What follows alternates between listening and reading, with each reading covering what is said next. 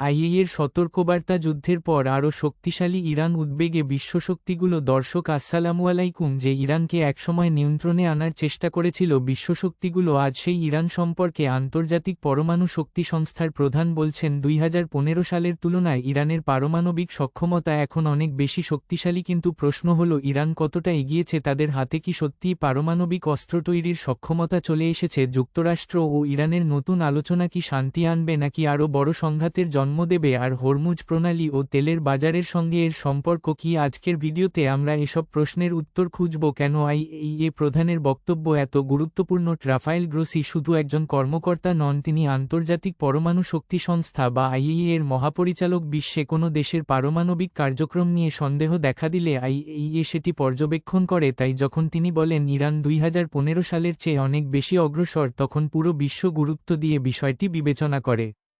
2015 সালের পরমাণু চুক্তি কী ছিল 2015 সালে ইরান ও বিশ্বশক্তিগুলোর মধ্যে একটি ঐতিহাসিক চুক্তি হয় এই চুক্তির মূল উদ্দেশ্য ছিল ইরানের ইউরেনিয়াম সমৃদ্ধকরণ সীমিত করা আন্তর্জাতিক পরিদর্শনের সুযোগ দেওয়া বিনিময়ে অর্থনৈতিক নিষেধাজ্ঞা শিথিল করা তখন আশা করা হয়েছিল মধ্যপ্রাচ্যে পারমাণবিক উত্তেজনা কমবে কিন্তু বাস্তবতা ভিন্ন দিকে গেছে তাহলে প্রশ্ন ইরান আগের চেয়ে কিভাবে এত শক্তিশালী হলো আইএইএ প্রধানের বক্তব্য অনুযায়ী ইরানের প্রযুক্তিগত জ্ঞান বেড়েছে নতুন সেন্ট্রিফিউজ প্রযুক্তি এসেছে ইউরেনিয়াম সমৃদ্ধকরণ সক্ষমতা বৃদ্ধি পেয়েছে বিজ্ঞানী ও প্রকৌশলীদের অভিজ্ঞতাও বেড়েছে ফলে আজকের ইরান 2015 সালের ইরান নয় এখন তারা অনেক বেশি দক্ষ ও প্রযুক্তিগতভাবে উন্নত তবে এখানে একটি গুরুত্বপূর্ণ বিষয় বুঝতে হবে পারমাণবিক প্রযুক্তি থাকা আর পারমাণবিক অস্ত্র থাকা এক বিষয় নয়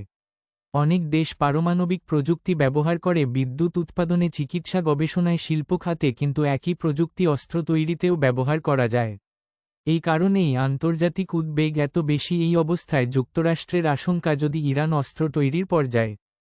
পৌঁছে যায় তাহলে পুরো মধ্যপ্রাচ্যের শক্তির ভারসাম্য বদলে যাবে ইসরায়েল দীর্ঘদিন ধরে এটিকে নিজেদের নিরাপত্তার জন্য বড় হুমকি হিসেবে দেখছে এ কারণেই ইরানকে কেন্দ্র করে উত্তেজনা কখনো পুরোপুরি শেষ হয় না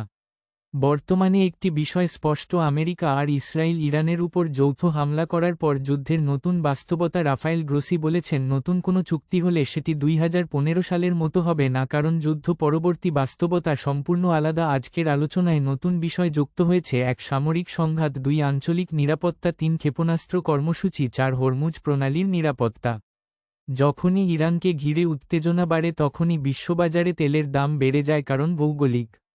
অবস্থানগতভাবে হরমুজ প্রণালী ইরানের একটি অন্যতম কৌশলগত নৌপথ ও এর আশেপাশের অববাহিকা ইরানি ভূখণ্ডের অবিচ্ছেদ্য অংশ বিশ্বের তেল পরিবহনের অন্যতম গুরুত্বপূর্ণ পথ হল এই হরমুজ প্রণালী তাই বিনিয়োগকারীরা আশঙ্কা করেন সরবরাহ ব্যাহত হতে পারে যুক্তরাষ্ট্র ইরান আলোচনা নিয়ে অনিশ্চয়তার কারণে বাজারে উদ্বেগ বেড়েছে ফলে ব্রেন্ট ক্রুডের দাম বেড়েছে বিনিয়োগকারীরা বুঝতে পারছেন না আলোচনা সফল হবে নাকি ব্যর্থ এই অনিশ্চয়তাই বাজারকে অস্থির করে তুলছে এই পরিস্থিতিতে সবচেয়ে বড় প্রশ্ন ইরানের পারমাণবিক সক্ষমতা বৃদ্ধি কি নতুন সংকট তৈরি করবে বিশেষজ্ঞরা বলছেন সংকটের সম্ভাবনা রয়েছে তবে কূটনৈতিক সমাধানের সুযোগও এখনও শেষ হয়ে যায়নি সবকিছু নির্ভর করছে আগামী আলোচনা ও রাজনৈতিক সিদ্ধান্তের ওপর আইএইএ প্রধানের বক্তব্য একটি বিষয় পরিষ্কার করেছে 2015 সালের ইরান আর আজকের ইরান এক নয়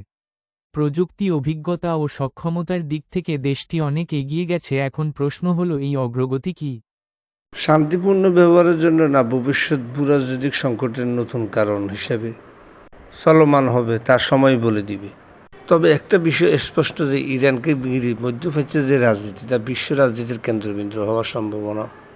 কোনোভাবেই উড়িয়ে দেওয়া যায় না এতক্ষণ পর্যন্ত দর্শক যারা শুনেছেন তারা ভিডিওটির উপরে মন্তব্য করুন